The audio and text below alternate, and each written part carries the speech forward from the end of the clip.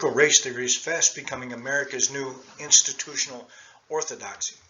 Yet most Americans have never heard of it, and of those who have, many don't understand it. This must change. We need to know what it is so we can know how to fight it. To explain critical race theory, it helps to begin with a brief history of Marxism. Originally, the Marxist left built its political program on the theory of class conflict.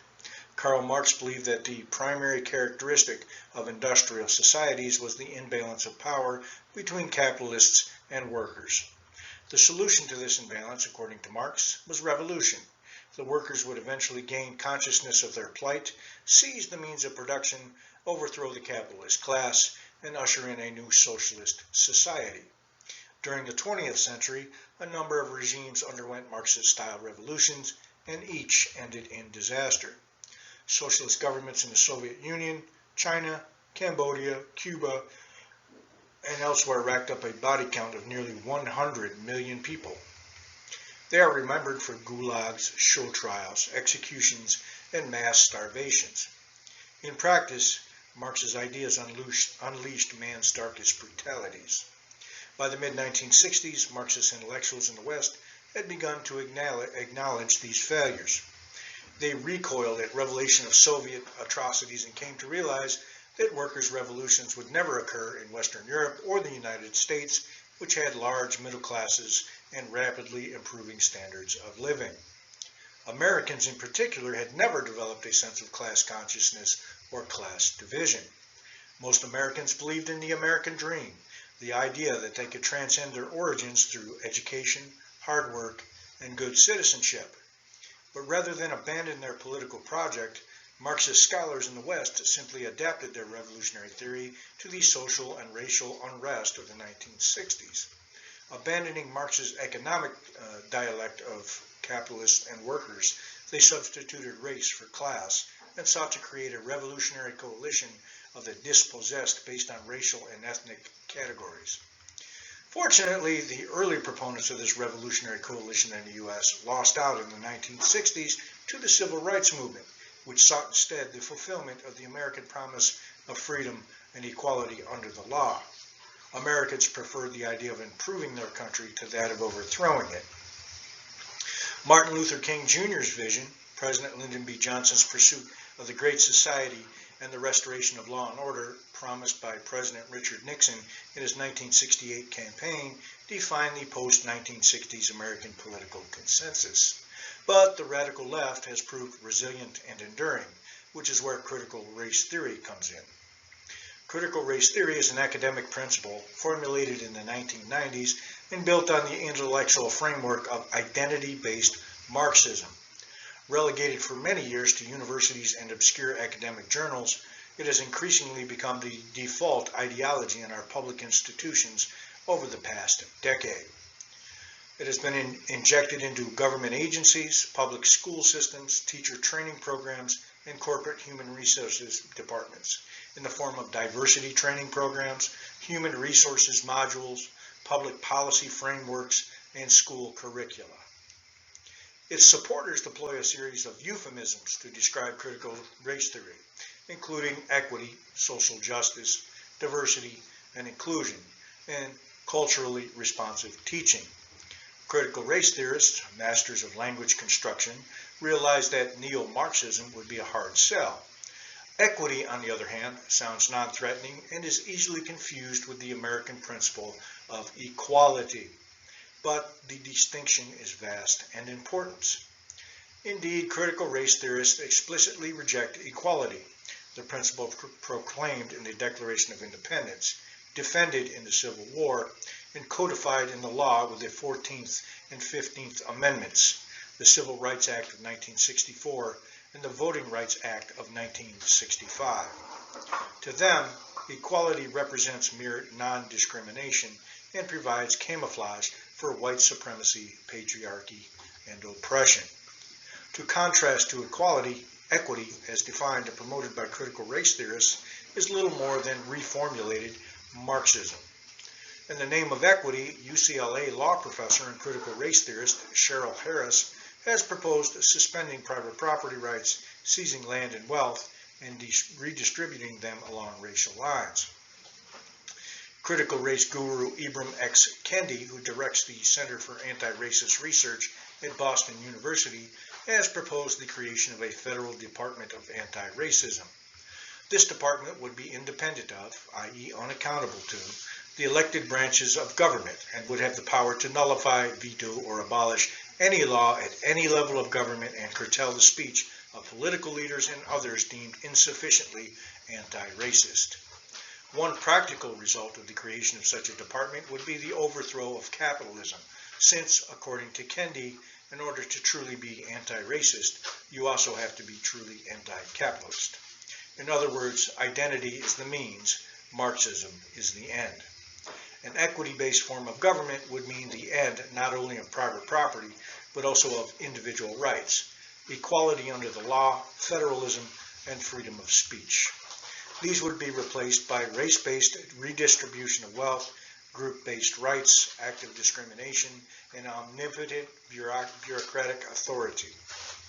Historically, the accusation of anti-Americanism has been overused, but in this case it's not a matter of interpretation. Critical race theory prescribes a revolutionary program that would overthrow the principles of the Declaration and destroy the remaining structure of the Constitution. What does critical race theory look like in practice? Last year, Christopher F. Rofo wrote a series of reports focused on critical race theory in the federal government. The FBI was holding workshops on intersectionality theory. The Department of Homeland Security was telling white employees that they were committing micro-inequities and had been socialized into oppressor roles. The Treasury Department held a training session telling staff members that virtually all white people contribute to racism and that they must convert everyone in the federal government to the ideology of anti-racism. And the Sandia National Laboratories, which designs America's nuclear arsenal, sent white male executives to a 3-day re-education camp where they were told that white male culture was comparable to the KKK, white supremacists, and mass killings. The executives were then forced to renounce their white male privilege and to write letters of apology to fictitious women and people of color. This year, Christopher F. Rofo produced another series of reports focused on critical race theory in education. In Cupertino, California, an elementary school forced first graders to deconstruct their racial and sexual identities and rank themselves according to their power and privilege. In Springfield, Missouri, a middle school forced teachers to locate themselves on an oppression matrix based on the idea that straight, white, English-speaking Christian males are members of the oppressor class and must atone for their privilege and covert white supremacy. In Philadelphia, an elementary school forced fifth graders to celebrate black communism and simulate a black power rally to free 1960s radical Angela Davis from prison, where she had once been held on charges of murder.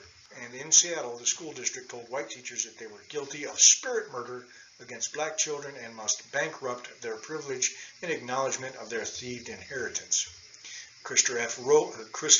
Rofo has developed a database of more than 1,000 of these stories. When I say that critical race theory is becoming an operating ideology of our public institutions, I'm not exaggerating. From the universities to bureaucracies to K-12 school systems, critical race theory has permeated the collective intelligence and decision-making process of American government with no sign of slowing down. This is a revolutionary change.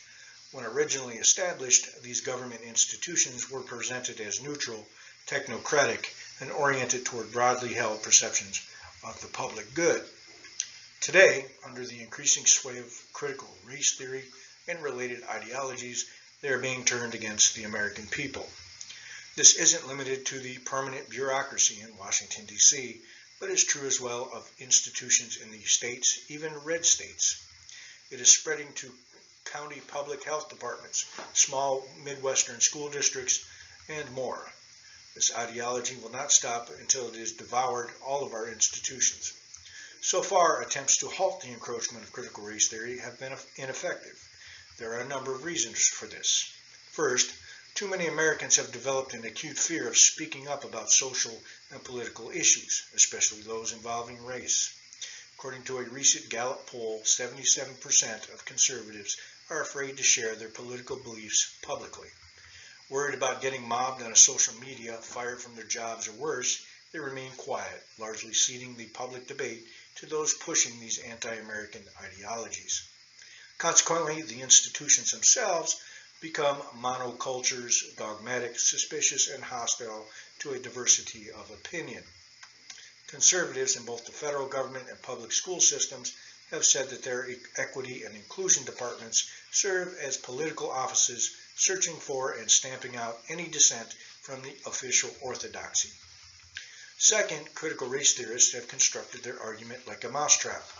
Disagreement with their program becomes irrefutable evidence of a dissenter's white fragility, unconscious bias, or internalized white supremacy. Diversity trainers will make an outrageous claim, such as all whites are intrinsically oppressors, or white teachers are guilty of spirit-murdering black children, and then, when confronted with disagreement, adopt a patronizing tone and explain that participants who feel defensiveness or anger are reacting out of guilt and shame. Dissenters are instructed to remain silent, lean into the discomfort, and accept their complicity in white supremacy. Third, Americans across the political spectrum have failed to separate the premise of critical race theory from its conclusion. Its premise, the American history, includes slavery and other injustices, and that we should examine and learn from that history is undeniable. But its revolutionary conclusion that America was founded on and defined by racism, and that our founding principles, our Constitution, and our way of life should be overthrown, does not rightly, much less necessarily, follow. Fourth, and finally, the writers and activists who have had the courage to speak out against critical race theory have tended to address it on the theoretical level, pointing out the theory's logical contradictions and dishonest account of history. These criticisms are worthy and good, but they move the debate into the academic realm, friendly terrain for prominent proponents of critical race theory. They fail to force defenders of this revolutionary ideology to defend the practical consequences of their ideas in the realm of politics. No longer simply an academic matter, critical race theory has become a tool of political power. To borrow a phrase from the Marxist theoretician Antonio Gramsci, it is fast achieving cultural hegemony in America's public institutions. It is driving the vast machinery of the state and society. If we want to succeed in opposing it, we must address it politically at every level. Critical race theorists must be confronted with and forced to speak to the facts. Do they support public schools separating first graders into groups of oppressors and oppressed? Do they support mandatory curricula teaching that all white people play a part in perpetuating systemic racism? Do they support public schools instructing white parents to become white traitors and advocate for white abolition? Do they want those who work in government to be required to undergo this kind of re-education? How about managers and workers in corporate America? How about the men and women in our military? How about every one of us? There are three parts to successful strategy to defeat the forces of critical race theory: governmental action, grassroots mobilization, and an appeal to principle. We already see examples of governmental action. In 2020, a report on this topic led President Trump to issue an executive order banning critical race theory-based training programs in the federal government. Sniffy Joe rescinded this order on his first day in office, but it provides a model for governors and municipal leaders to follow. This year, several state legislators have introduced bills to achieve the same goal, preventing public institutions from conducting programs that stereotype, scapegoat, or demean people on the basis of race. And a group of journalists have organized a coalition of attorneys to file lawsuits against schools and government agencies that impose critical race theory-based programs on grounds of the First Amendment, which protects citizens from compelled speech, the 14th Amendment, which provides equal protection under the law, and the Civil Rights Act of 1964, which prohibits public institutions from discriminating on the basis of race.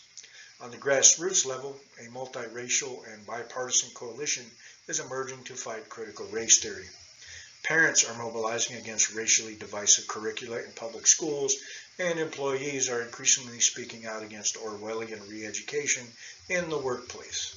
When they see what is happening, Americans are naturally outraged that critical race theory promotes three ideas: race essentialism, collective guilt, and neo-segregation that violate the basic principles of equality and justice. Anecdotally, many Chinese Americans have said that having survived the Cultural Revolution in their former country, they refuse to let the same thing happen here. In terms of principles, we need to employ our own moral language rather than allow ourselves to be confined by the categories of critical race theory. For example, we often find ourselves debating diversity. Diversity, as most of us understand it, is generally good, all things being equal, but it is of secondary value.